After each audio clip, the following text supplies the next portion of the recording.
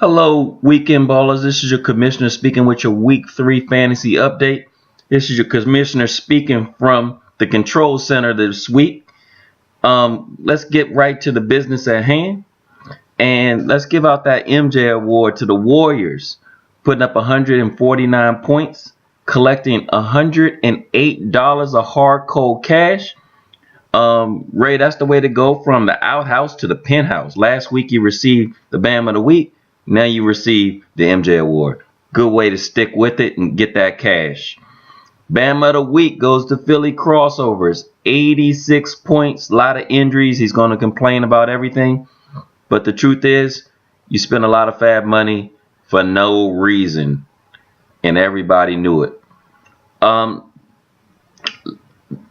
Let's get some shout outs. There's 2 3-0 teams. Dolphins, Fins, Green Machine. Let's give them a little congratulations there. I'm slow on the uptake here. Give me a second. Bam. Couple thumbs up. Good job. Good job, Chad and Keno, myself. All right. 1-0-3 team. Team Brooks went from the penthouse to the outhouse. That's not cool. Bam! You need to correct that. And probably had one of the most controversial moves this week. But it is what it is, and we'll talk about that a little later. Maybe you were doing a little bit of this. Who knows? I have no idea. But it is what it is. Let me get back into the control center.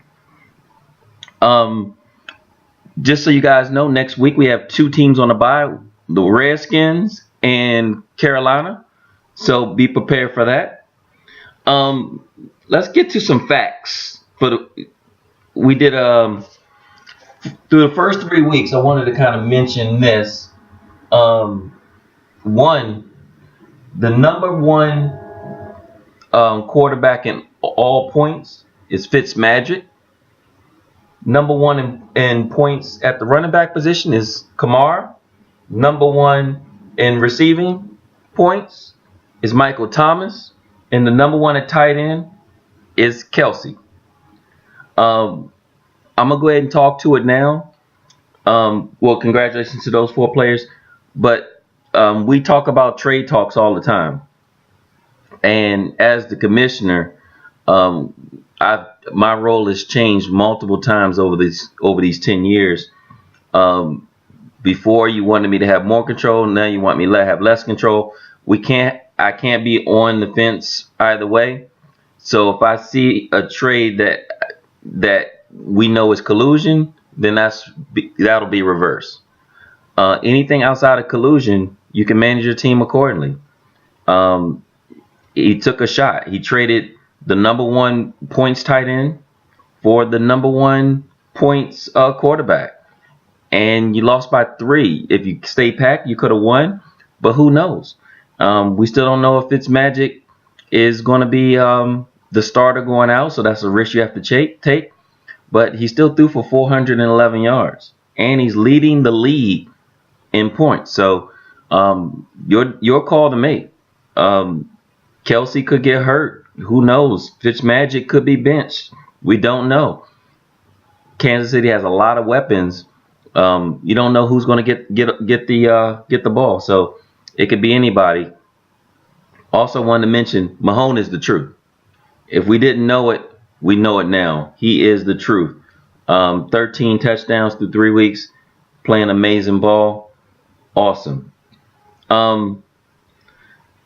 I want to go over 2 more things that I think is going to be good. I'm adding a new segment here that I'm calling. Let me get to it.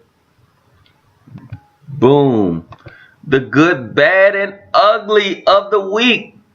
The good, Ridley Came out with 3 touchdowns in the first half. That's all the number of touchdowns that Julio had all last year. He did it in one half. The bad, Kirk Cousins and that Minnesota team, terrible. And the ugly is what is Adam doing? Keeping a hurt kicker on the bench. Cut him. It's 15,000 kickers. Who keeps a hurt kicker on the bench? That's crazy. Each week we'll come out with a new segment. This is the first installment of the good, bad, and the ugly.